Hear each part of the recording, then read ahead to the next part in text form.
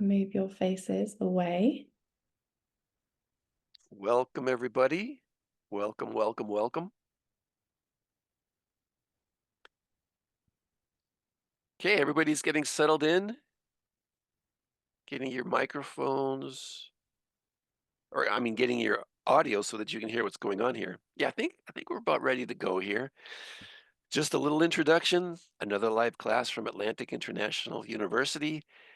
And with us today is Rebecca Taylor to talk about fasting. This is going to be an amazing topic that I think we've all been waiting for. And Rebecca, I know you've been putting this together. I know you've been doing your research. Are you ready to go? Yes, I am. Yes, hello everyone. Very warm welcome and great to see you all again. And yeah, I'm really excited to talk about this topic because, well, you all put in a request that you wanted to talk about it, and I was very happy about that because I also really enjoy this topic because it's so nuanced, the conversation around fasting. So it touches on all the parts of nutrition where we can't talk about nutrition in its whole entity without it being a nuanced conversation.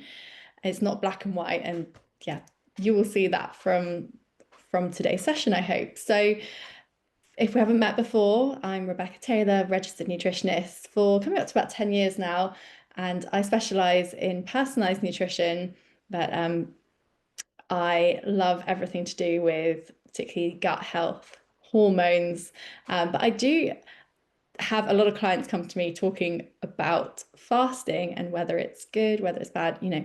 So I, over the years, have collected a lot of conversations and quite a lot of knowledge, I think, about fasting. So we'll be exploring the science, myths, and realities of fasting. So potential health gains that you might get, but also the risks that you definitely need to know if you're interested in trying out yourself. So let's go on to our introduction. And first of all, can you put in the comments if you have ever tried fasting? So you just put a yes or a no. And unfortunately, I can actually see now your comments coming through. Yes, you have, Dr. Lambert. Can you, while people are typing their answers, Dr. Lambert, can you say what kind of fasting you've done before?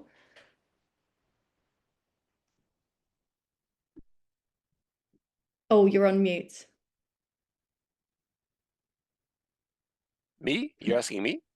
Yes. Oh, I've done a lot of fasting. I've done a 2 week fast. I've done um intermittent fasting where it's like you don't eat breakfast, maybe 2 meals a day and fast through the morning. I've done a lot of fasting over the years. A couple of days, one day, 7 weeks. I mean, not 7 weeks, but 7 days. Yeah. Wow. And sometimes it's just when I did one for just carrot juice for 2 weeks. Really? Yeah, my skin turned You did orange. orange. Didn't need to have any fake tan on. Yeah, I went through ketosis and a lot of the fasting, so yeah, I've Interesting. seen a Okay. lot. Be interesting to hear some of your experiences there. Are you on any kind of fasting regime now? Um, just at the moment, no, but right now at the I d- four times a year I do a week fasting, and we're just ending that up right now. So Mm, very good. so it was in the past week.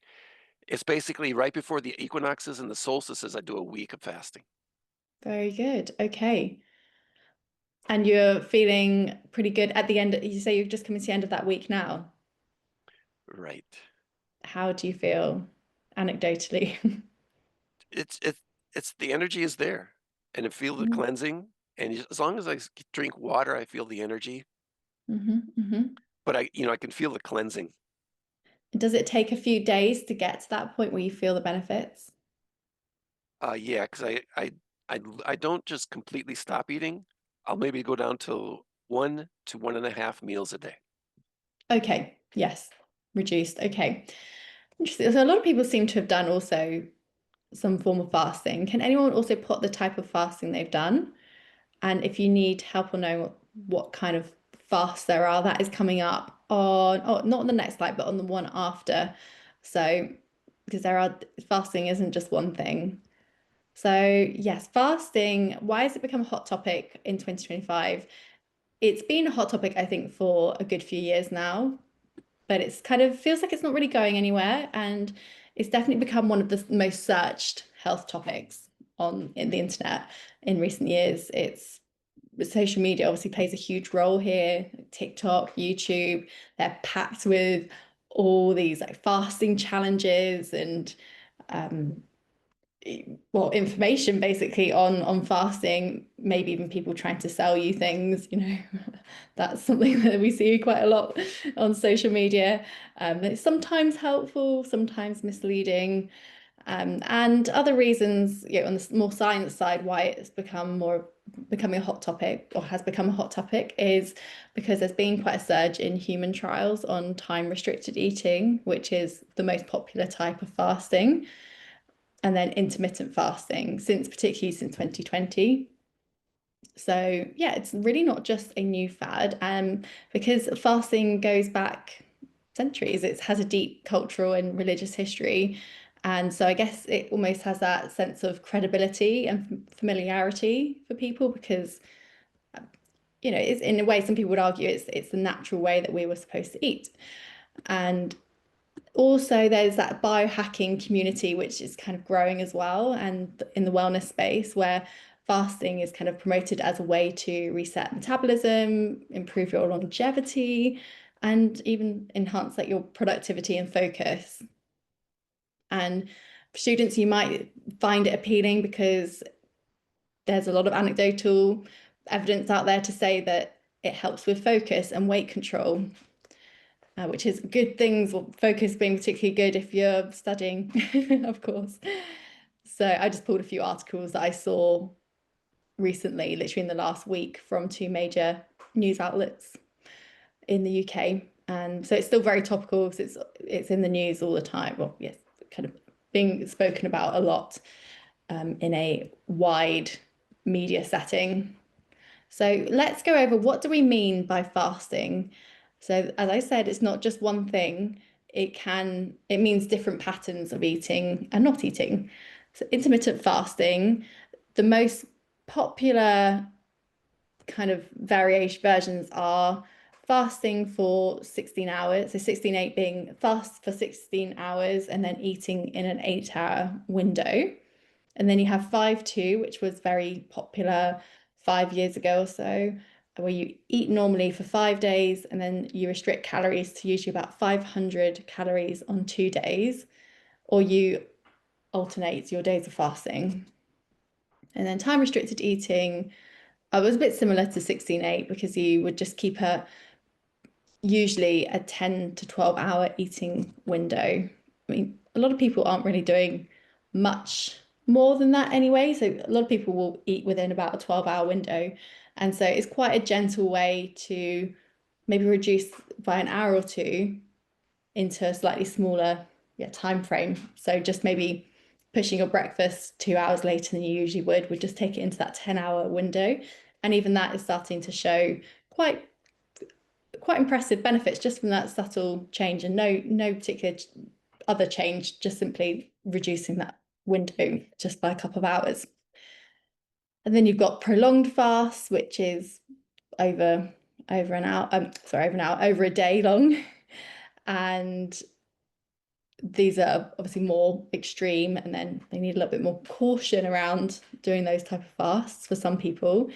And then you have, of course, cultural and religious traditions, fasting, where that is a part of religious traditions worldwide, from Ramadan to Lent. So yeah, fasting is definitely not a new thing. It's deeply rooted in our human culture. So let's take it over to, oh, so anyone who has done fasting before, can you also put that in the chat?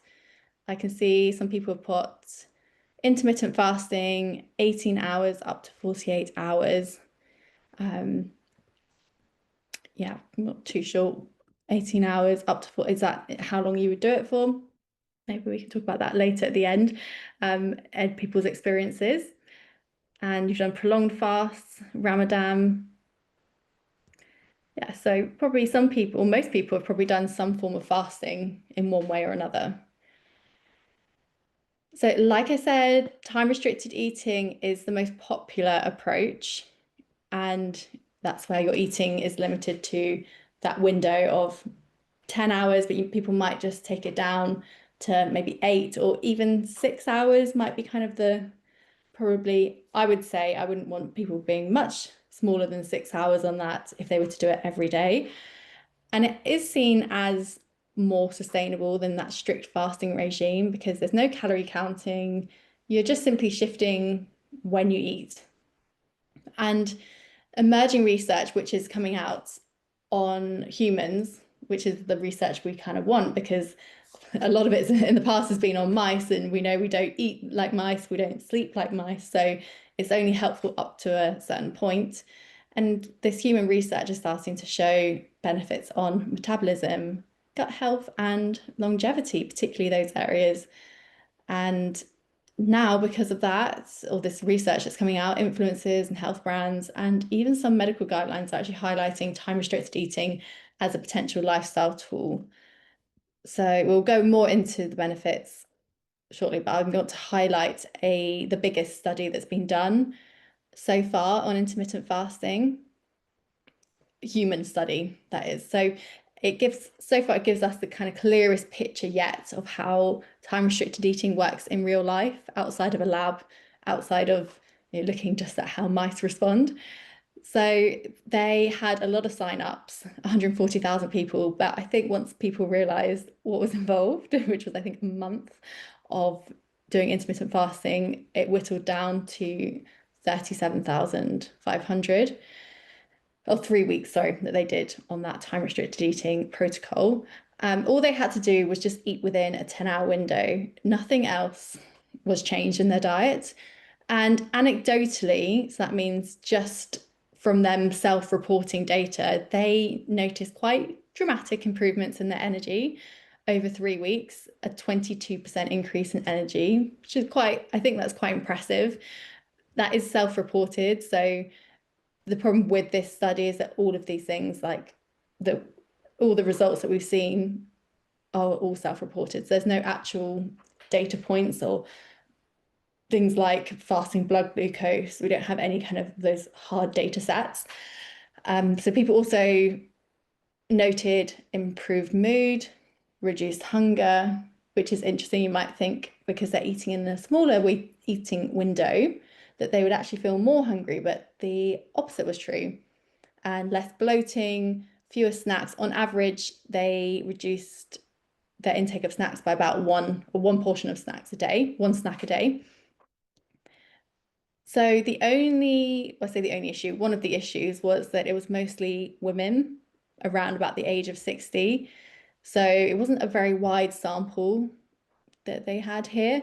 And they were very much short-term results, only after 3 weeks that they were getting this data. It's not long-term in any way at all. So yeah, it's definitely useful evidence, but there's definitely limitations to this. And we don't know how well they also adhered to the protocol. Um, so yeah, we don't have any of those biomarkers like glucose and cholesterol, HbA1c, which would be really useful to see. So that kind of like deeper metabolic health picture, we can't really see how time restricted eating is helping those things like inflammation and metabolic health. Did they at least check weight? That's a good question.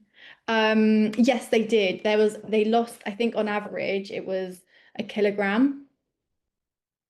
So it's not bad. I mean, that's pretty good for after 3 weeks, but yeah, we don't know. We'll see what happened after that if they put the weight back on, which is an age-old issue with nutrition studies.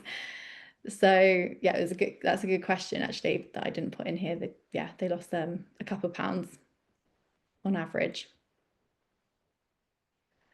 So let's talk about the benefits individually, the kind of the main areas of fasting and the main benefits that it's proclaimed to have. So this is quite an exciting area of research on fasting, I think, because blood sugar blood sugar dysregulation and insulin resistance is such a widespread worldwide issue that if fasting or just reducing your eating window by a few hours could improve that, that's quite a doable thing for a lot of people, I think. So I, yeah, I'm interested in this science.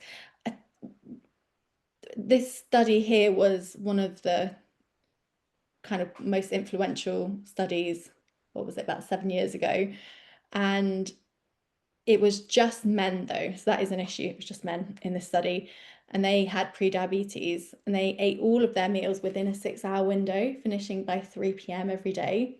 So they didn't actually lose weight, interestingly, but they did show improved insulin sensitivity and lower blood pressure compared to eating over a 12-hour eating window. So that does tell us that when we eat can affect our metabolism independently of weight loss. And yeah, short-term intermittent fasting, it may reduce fasting glucose.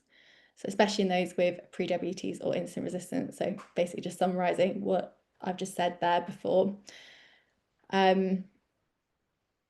But with people who have healthy glucose levels, so those who aren't pre-diabetic or diabetic, the impact of time restricted eating tends to be smaller, which of course makes sense. If your system's already working well, there's kind of less room for change.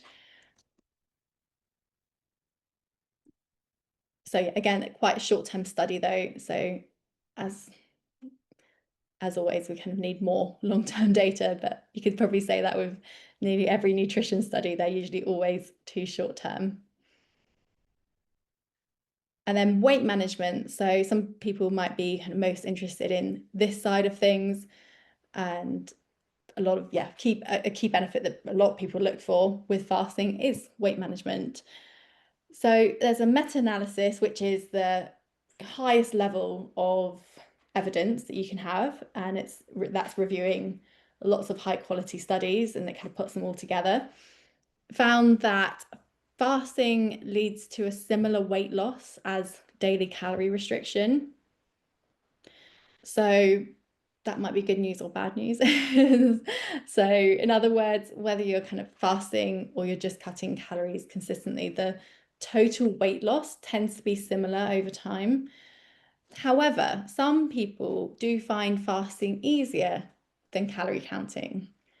I think most people would probably find it easier in a sense because you have fewer decisions to make, and it takes away that, in a sense, that choice, because if you know that you're only eating between a certain window, that takes away that kind of questioning of, oh, do I have that snack before bed?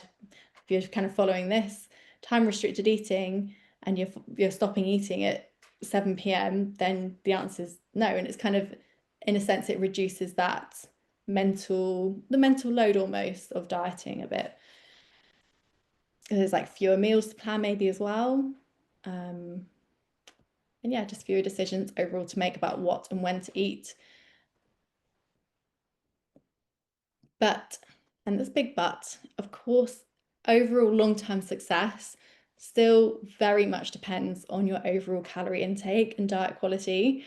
If someone's eating window is shorter, but they eat really highly processed, calorie-dense foods, the benefits for weight management, of course, may actually just be lost. So, like with everything in nutrition, fasting can be a useful tool, but it's not a magic bullet. And it, of course, works best when it's prepared with those balanced, nutrient-rich foods, ideally minimally processed. That's the boring truth no one wants to hear. Thinking about now our heart and metabolic health. Actually, this is quite promising, this area, in terms of this study actually just looked at alternate day fasting, and it showed that people had reductions in LDL cholesterol and triglycerides, which LDL is the bad cholesterol, and triglycerides, that you don't want those too high either. And they had modest blood pressure improvements.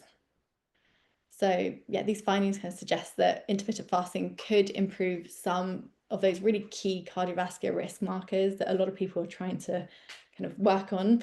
And again, potentially with, well, I was going to say not too much effort. The alternate day fasting requires more effort from the person. But then there was a study on the second one here that showed that time restricted eating actually may help support our heart health by actually aligning our food intake with our natural circadian rhythm. So eating earlier in the day when your insulin sensitivity at its is usually higher actually may help your body to process the nutrients more efficiently and effectively, and overall reduces the stress on your cardiovascular system. I think that's quite an interesting one. So, For Re some Rebecca, people, is alternate day fasting then, like, you eat for, like, 8 hours and then you go, like, on a 40-hour did you say? fast? Sorry, you just cut out there a sec. Oh, then you're basically doing a 40-hour fast between 8-hour periods of eating? So 40 you hours.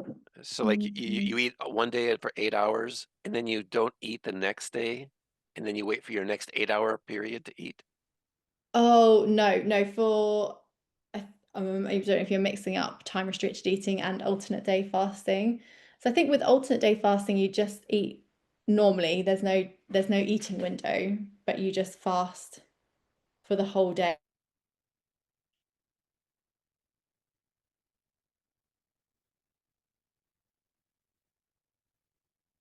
As far as I'm aware, that's how it works. Got it. I think, yeah. Sorry if that's confusing at all. All these different types of fasting. Um, yeah, I'm not less familiar with alternate day fasting because it's not usually used in studies as much. So I'm not sure actually, to be honest with you, for that study, how they did it, how long the fast was, and if it really was a full fast for that day. So going on to, I think also a really exciting area is this potential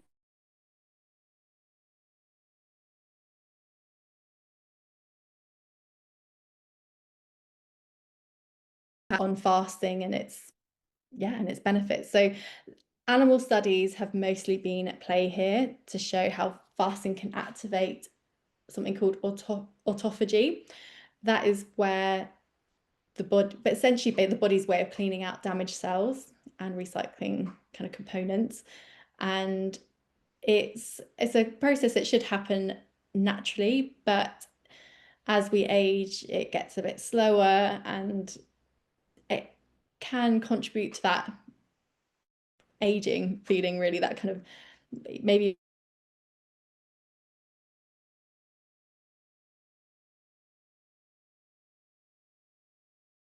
autophagy is not happening as efficiently as it should anymore. So, and potentially one of the reasons it's not, or it's a bit slow, that system, is because we're constantly eating. We're not giving our body time, our digestive system time to rest, and our gut time to do that clean out. So yeah, our digestive system, you could say it wasn't really designed to eat little and often all the time. But that's not actually the best way for our body to eat, even though a lot of people would, maybe a lot of doctors would, oh, you should eat little and often, or you should always eat before doing exercise. May potentially, but not, that's not necessarily true for everyone. And yeah, autophagy. So this cellular process has been linked to an extended lifespan but only in animal models. So we need to see more in humans, but it's kind of early days on that. And Rebecca, some, can I clarify one point? yeah, of course. When you're fasting, is the only food you could eat water? Depends. I think some fasting regimes would say that black coffee and tea is fine, but then some don't. It depends on your definition, I guess, and the kind of who you're following. But I would say it would still include black tea and coffee. but some people might not. The purists might say no. And then just no calories. Yeah, I guess so. Nothing that's going to activate your digestive system. Although you could say coffee would kind of, yeah, coffee sort of activates the bowels and everything and gets things moving. So you could say that that might, yeah, that might interrupt the fasting process a bit, but or the benefits of fasting. I don't know. I think, yeah, I would say maybe 50-50 on what people do on that. Do you just have water? Some people say juice, like maybe like grapes. I Oh, mean, really? is that breaking a fast if you start to eat a grape? I would have thought so because there's sugar in that. It's like you said at the beginning, there's so many different ways of looking at this. Yeah, yeah, yeah, And just to totally. get an understanding, like, is fasting just cutting out all calories or, stuff that triggers caloric metabolic processes and just going with water for that period of time or tea? Yeah, yeah. I mean, I need coffee. So maybe it's just whatever the individual feels. Yeah. Do you just have water, Dr. Lambert? Does that feel like that's okay for you when you're doing a full fast for a Let's day? see, I see a thing here from Sienna. Some people do fruit fast with water. Is that a true fast? Sienna asks that. And Alejandro, if you had some liquids, you break the fasting. If you have some juice, some sugars, you're breaking the fast. That's what Alejandro works in healthcare. Ah, okay. So he he Mm, he he does some counseling with people along these lines too. So if you have some liquids, you break the fasting. So I guess with sugars, mm. But not what, of course, you have to keep drinking water. Yeah. right? Yeah. Anything that would, yeah, anything that would cause a kind of like blood sugar rise, I think that would break your fast. Because Like the in idea Ram, that, like in Ramadan is it's a long period of fasting. yeah, And what's that considered? Because I know people who do fasting for Ramadan have different techniques and methods of doing that. mm, So, if anybody does fasting for Ramadan, what do you eat during the fasting period? So sometimes they say, only certain parts of the day, kind of like intermittent mm. fasting, and sometimes not.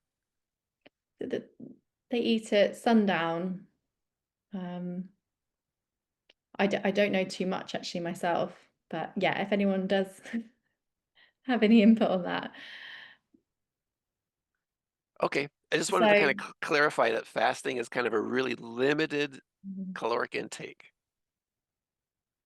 but you have to drink water. that's it. And what Alejandro says is correct, yeah, about ketosis. So yeah, the main thing is, I guess, a lot of the benefits is from fasting is being in that ketosis state, which we come, well, I'm literally coming to, I think, on this or this slide on the next one. And yeah, to anything that breaks that ketosis, where you're instead of burning fat for fuel, then you're burning sugars, takes you out the fasting state. So let's see where I was on this. I think I was just coming to the end.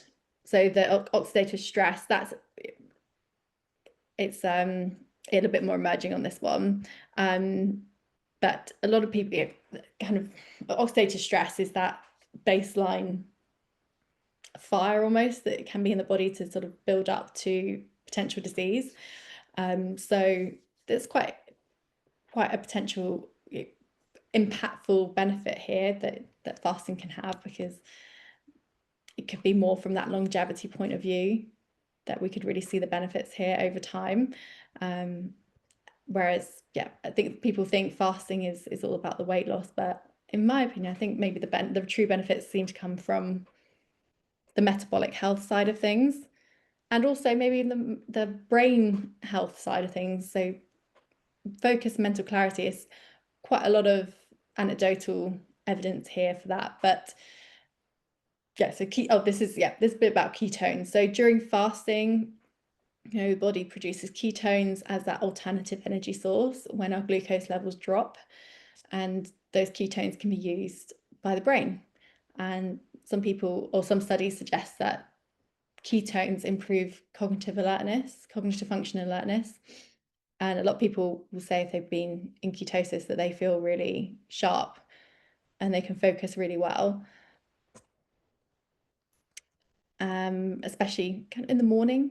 I think people kind of notice the real benefits of that particularly. And I guess a lot of people think with ketosis that that's an evolutionary adaptation that we've had, that actually when food was scarce, being alert and attentive would help us in finding the next meal, which is quite interesting. So we would go into that ketosis state when we were not able to find food, and actually it would just give us that extra sharpness to find our next meal. But it is definitely worth noting that most of the evidence in humans is still really limited and mixed. And extreme fasting can actually have the opposite effect and can make you feel really fatigued and give you brain fog. So, in my opinion, that medium, moderate fasting windows, like time restricted eating, are much safer and much more supportive for your focus than going for really extreme, long, full, multiple day fasts. Okay, so going on to the risks and limitations now. So, of course, fasting isn't without its side effects.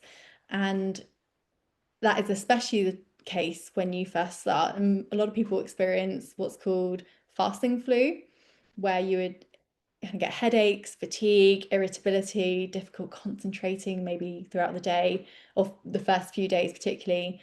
And that's usually because your glycogen levels really drop. And glycogen is that stored, ready to go, quick energy source. It's stored in your muscles and your liver. So when calories are low or your intake of carbohydrates are low, particularly, like, your body will go to that glycogen, that stored glycogen, but that only lasts a few days. So when that drops, your body's like, oh, I've got nothing left to use. So that's when you will kick into ketosis, but that process might take a little bit longer, especially if you're new to fasting. It won't be kind of maybe quite as efficient to switch over into that fat fuel burning mode. And yeah, so these kind of symptoms, they generally improve as the body adapts. But fasting is it's a physiological stressor for the body. So it's and more so for some people than others. So we'll go on to that too, who needs to be more careful about the risks of it. But nutrient deficiencies is definitely a risk factor because, of course, skipping meals and reducing that time of eating can make it harder to get all the nutrients you need. Doesn't, take too much brain power to work that out, because you're obviously eating less. There's less chance to get lots of things like a good amount of protein, fiber, vitamins and minerals, like particularly calcium, iron, and B vitamins, which give you that alertness and focus. And I guess, the risk would be greatest for people who already have quite a poor diet or have irregular eating patterns, like people who are on shift work. That could be potentially, it would be difficult to do to get a really nice balanced full diet if your eating patterns are kind of all over the place anyway. So, of course, it goes without saying that, as we've seen from the evidence, fasting can definitely be helpful for things like metabolic health, but of course, it doesn't replace the need for balanced and nutrient-rich meals during your eating window. So I think a lot of people just, do forget that part, and they're so focused on on just the kind of the short-term benefits maybe of the weight loss, and they're not thinking about their long-term health. And particularly, for people who are athletic, or people who do quite intense exercise, fasting for sure can affect your performance there. Because you've got lower glycogen availability, it might make high intensity workouts particularly feel harder, and probably you would have slightly slower muscle recovery too, or potentially. Um, but then again, if you are an endurance athlete, because of your metabolic health, you might actually adapt better to it because you're already able to switch to ketosis more quickly because you're doing those endurance sessions where your body would naturally switch from glycogen to into fat burning mode. Um, yeah, so I think that was everything to say on this one. And so definitely, yeah, a big red flag would be people who have a history of eating disorders during any type of fasting, or particularly the kind of more extreme type of fasting, because it increases the risk of binge restrict cycles in those sort of vulnerable individuals. So if you have a history of eating disorders, sort of might those people might find that structured fasting patterns trigger that more restrictive behavior or obsession over meals, which of course something completely want to avoid in those people. So, but having said that, even in those who haven't had a history of disordered eating, actually need to be a bit careful as well because anything that requires any kind of restriction or rules can actually trigger disordered eating at any point for anyone. So there is also a possibility that skipping meals regularly might actually increase your cravings. That some people say it reduces it, but for others it could actually increase your cravings more because it can have that feast or famine, literally feast or famine kind of approach of, oh well, I better eat it now because I'm not going to be able to eat it later. And then it would lead to that overeating once that your eating window opens. So it's having that kind of awareness and moderation being really key here. So making sure fasting isn't a extreme or punishing sort of process that you put yourself through to, balance out, I don't know, a bad period of eating. I'm just going to go I'm going to go fast now to sort of balance things out. I don't think is a particularly healthy or helpful approach. Rebecca, can I Yes. Shoke says in here when we're talking about Ramadan in the chat, and she said there's no water and no food until sunset. Now, when I No. think when I hear no water, I think, how do you protect the kidneys? Because the kidneys are having to process the Mm, toxins coming out of the fat cells and all that. mm, And so mhm. I would think that having no water during that fast is kind of a risk. Maybe producing kidney stones more often. What do you think? Yeah, I actually have to say I didn't know that. I thought I'd assumed that you were allowed to have water. That's very hard, I think. And I would have thought that would have affected focus as well. But I wonder if some people do flex on that a bit. Maybe if they just kind of maybe they do have some water. I don't know how strict that is.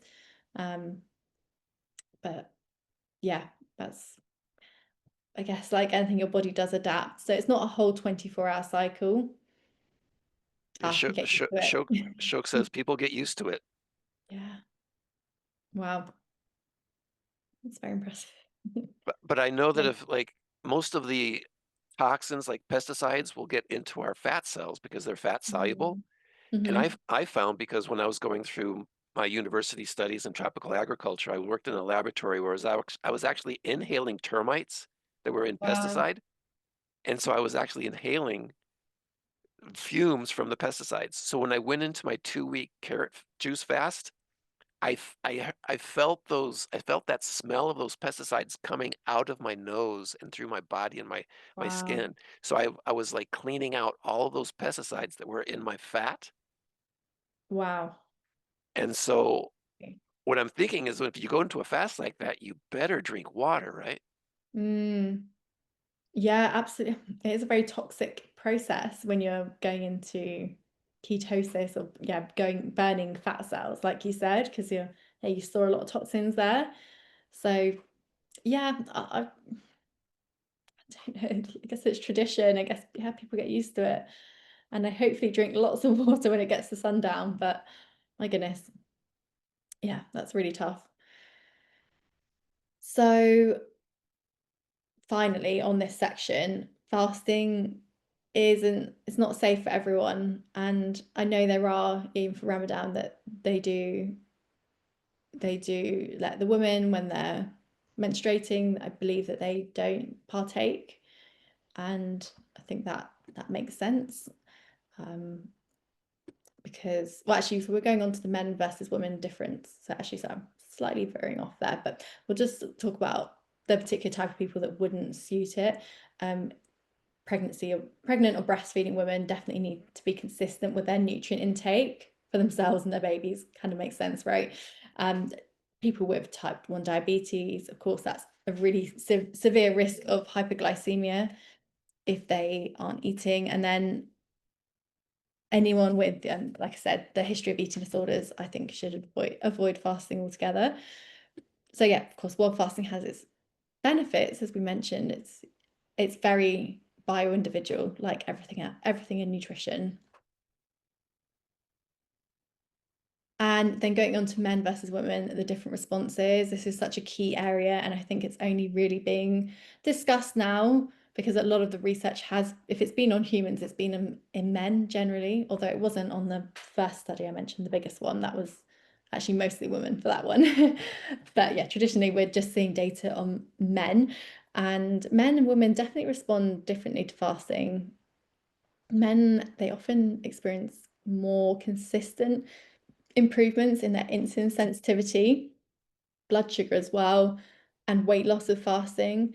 And men tend to tolerate longer fasting windows without disrupting their hormones. Of course, their hormones aren't as fluctuating as a female's, and they run on a 24-hour cycle rather than a month cycle. So women are definitely more sensitive to fasting stress and energy restriction.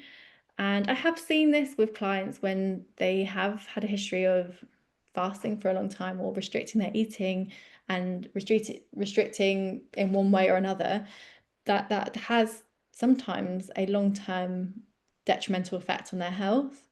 I often see it with IBS flaring up with that because they're, yeah, as females, your physiology is quite different, and you are sensitive, your hormones are very sensitive to calorie restriction. So yes, there's quite a lot out there to support women if they do want to do fasting around their cycles. So maybe being a bit increasing the calorie intake towards in the luteal phase, and then in the follicular phase, taking a bit more of a strict fasting regime at that point. So yeah, there's a book I've just been reading called Fast Like a Girl that kind of talks you through all of that. So if you're interested in that, it's quite a good book. But there's a lot of people who will say absolutely women should not be doing any kind of fasting at all. So there's a lot of different opinions out there. And again, it'll really depend on the person, but it's just good to know that it can affect your menstrual cycle long term, and it can cause stress for your thyroid, it can increase cortisol, and probably women overall notice more fluctuations in their mood and energy and blood sugar during fasting. Um, Rebecca, I yeah. have to ask this question. Mm. Sorry for all these interruptions, but No, go for it, please. in a woman's menstrual cycle, would you suggest fasting in a certain time period within that cycle and not during other time periods? Yeah, I would. I would say the first 2 weeks of, oh, the follicular phase. So after the bleeding stopped, then you go into that implantation, and like where your estrogen is surging and you're feeling more energetic, and your body isn't needing as much, well, its calorie needs are kind of more stable. Whereas the last 2 weeks of the cycle in the luteal phase, all the hormones kind of drop and they get a little bit up and down as well. And the body needs more it needs more calories from you. So I wouldn't do any, or not nearly as much during that time. But the extent to that is kind of very much individual. Some people, I'm very sensitive to any kind of fast. It doesn't really work for me very well. I get very hangry. Just I don't deal with it very well with my metabolism. So, Have you ever seen a study where they're looking at the women's menstrual cycles and doing fasting in different time periods, oh, that would be during brilliant. Yeah, no, I I've never haven't seen seen one. that. I've not seen it. Wow, It's that's not a for big me. open window right there for a big research project. Right. I know. So needed. It would be, yeah. I will double check on that, but as far as I'm aware, there's not. Yeah. Wow. And also during that last phase of the cycle, you're more sensitive to cortisol as well. So your body's going to really feel the stress of it, which is not what we want as well. So yeah, interesting, because that wasn't really discussed, yeah, until recent years, I don't think. But this is a problem of nutrition science. It's generally, quite male focused. That's another conversation for another time. Let's talk about, before I finish, let's just clear up some myths here with fasting. So, oh, sorry, this one actually is just showing overall, looking at meta-analysis, when they compare fasting and other calorie restriction diets of various types, they actually usually lead to similar weight loss and health outcomes overall, which concludes us the fact that what matters most is your diet quality during your eating windows. So not too much ultra processed and more nutrient dense when you can. But I think I actually touched on that earlier. So just a bit of a repeat there. And sorry, my myths are coming soon. I had a few slides before that. Just a few do's and don'ts. I would recommend starting just with 12 hours and taking it down to 10 or 11, then 10 hours eating window, and then, yeah, going to where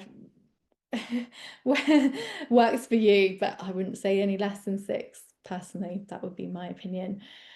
Um, Obvious things like prioritizing protein when you are eating, and plant-based foods, staying hydrated if that fast allows it, and avoiding extremes as much as you can, and listening to your body. So fairly kind of obvious ones there, but just good to, as a good reminder. So yeah, a common myth is that fasting slows your metabolism, meaning basically that your body burns fewer calories at rest. But actually the research doesn't show that. It shows that short-term fasting doesn't decrease that your resting metabolic rate. And this was backed up by a study. It was quite an old study, but it just found no significant drop in resting metabolic rates after fasting periods. And yeah, I think we'll go on to the next one.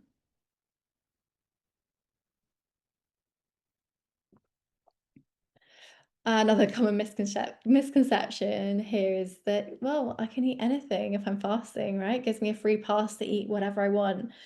The reality is that weight loss from fasting is really strongly influenced by what you eat.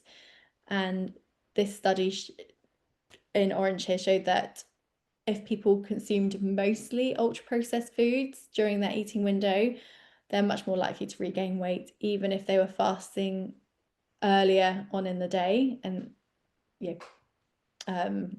stopping eating earlier as well. So unfortunately, fasting doesn't kind of override those basic rules of energy balance and nutrition. So yeah, I guess it's a tool. It's not a license to binge unhealthy foods. And fasting works for everyone. We covered this a little bit, but yeah, it's the truth is that individual responses vary massively. Some feel more energetic, more focused, and lose weight. Others actually experience really negative effects like fatigue, irritability, and poor concentration, like me, or hormonal disruptions for women, especially, and with all those with kind of more sensitive metabolisms. So definitely not one size fits all. I hope you get that message well and truly. Oh, Did I do two of the same? Yes, I did. Okay, we'll go on to our takeaways to wrap up. And as I said before at the beginning, that time restricted eating is currently it's the most popular and it's the most research backed fasting approach. And I think it's sustainable for a lot of people. And the benefits include improved blood sugar regulation, bit of weight loss, maybe improved heart health, cellular health, and improved mental clarity and focus. But the risks are you can get those short-term side effects as your body adapts. Nutrient gaps in the diet affect your performance. And as I've said before, it's just not for everyone. So men and women, of course, experience it differently. Um, and I will check to see if there is a study. I'll let you know if I can find anything on that. But yeah, we're severely missing that in the data set. And yeah, the key takeaway, I guess, is that fasting is a powerful tool for sure. We know it can be great, but it's most effective when it's done thoughtfully and with attention to nutrition, doing the right timing for you, and making sure that it aligns with your health goals. And one last final slide. These would just be my practical tips. So, I think actually I pretty much covered that earlier. So in a similar slide, so doing a 12-hour eating window to begin and then working your way down. And yeah, all the others I pretty much covered, I think. So if you have any questions or want to discuss any of that, I'd love to hear your thoughts and open up the chat. And I believe maybe we have a couple minutes to discuss. And I'll hand it back to Dr. Lambert for